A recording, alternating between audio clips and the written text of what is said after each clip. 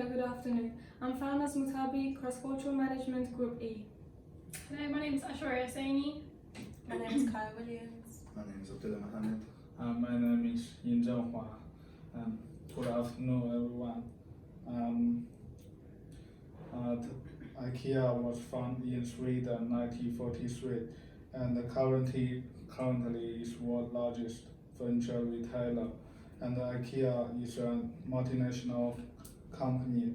Today we were talking about IKEA human resource management and the cultural difference in the development of IKEA worldwide, and I will pass my work to my teammate. IKEA trade internationally, which has 341 stores within 38 countries. These include Germany, United States, France, Italy, United Kingdom, Sweden, Spain, Canada, India. IKEA's employees are the most valuable resources in the organisation. They believe that if their employees are productive, it will help increase their growth rate. IKEA also offers a safe and healthy environment as well as advanced opportunity for every single one of its employees. And it also contains human rights and respect for each employee, which develops a strong company culture. They have 4 main key values, one being togetherness. Togetherness is the heart of IKEA's culture. They believe that if they're strong and they trust each other, they are in the same direction, which leads to having the same understanding. The second being cost consciousness. Because IKEA is a big store, a lot of people buy their furniture from them. IKEA provide an affordable furniture without compromising on the quality. The third being renew and improve. They're constantly looking for a new and better way forward. So they believe that whatever they do today, they can do better tomorrow. And the fourth one being give and take responsibility. So they believe that empowering people, giving and taking responsibility are the ways to grow and develop as an individual. Trusting each other and being positive and forward looking inspires everyone to contribute and develop.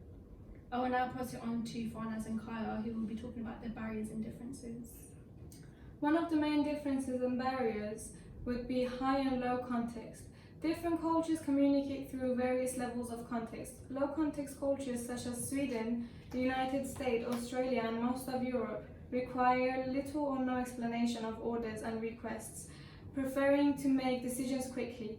High context cultures, which include most of other Eastern countries such as India, require and expect much more explanation about orders and directions.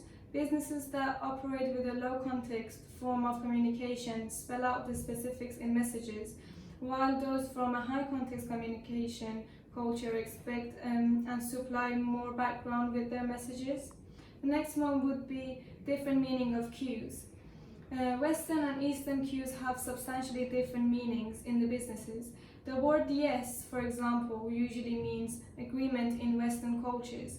In Eastern and high context cultures, however, the word yes often means that the party understands the message, not necessarily that they agree with it.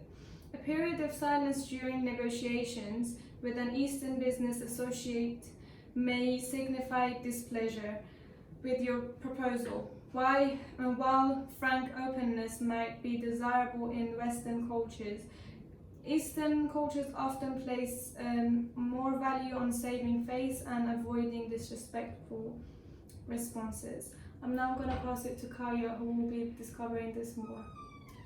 The further differences between Swedish and Indian workers are Swedish managers sometimes have problems when recognising the differences in ranks and informal hierarchy, which can lead to situations such as the Indian workers believing that they're being bypassed and overlooked, which again could lead to poor work morale and low productivity. Whilst also, with Indians, they're more optimistic when it comes to the time and deadlines with products, whereas Swedish people normally like to stick to being on time and keeping to deadlines. This could potentially lead to problems in the future in cooperation between them, as Swedish people believe when time is wasted, so is money. Likewise, when deadlines aren't kept, money is being lost, which again could be a further issue. And finally, Swedish values safety more than taking risks when doing business. However, Indian people, on the other hand, value risk more than safety. which again could lead to problems in cooperation because the Indians see the way that Swedish analyse risk before doing business as being too costly, whilst also a waste of time. Too much concern of safety could lead to non-competitive prices and also a loss in the market. I will now pass it on to Abdul. IKEA is one of the best companies in leading their employees and their HR management. They allow the workers the freedom to do the job the way they want to, rather than giving them detailed instructions on how to do it. They also have a woman empowerment scheme in IKEA in India too, to help hire 50% women and men to give them an equal opportunity. They want to teach them about how to be more legally aware and how to contribute to a household income to help them be more self-reliant. IKEA also like to hire you looking at values rather than looking at skills and qualifications, and therefore they'll look at humbleness, persistence and enthusiasm in a worker for them to be able to fit in with the other colleagues and help the business improve. They're also always looking for constant change to help motivate their workers, as there could be fear of losing their jobs, so they always have new workers with new ideas coming into the workplace. Now to Angus.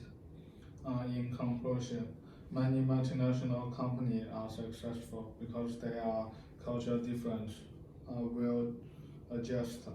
This is all we have. Welcome everyone to thank you everyone to listen our presentation.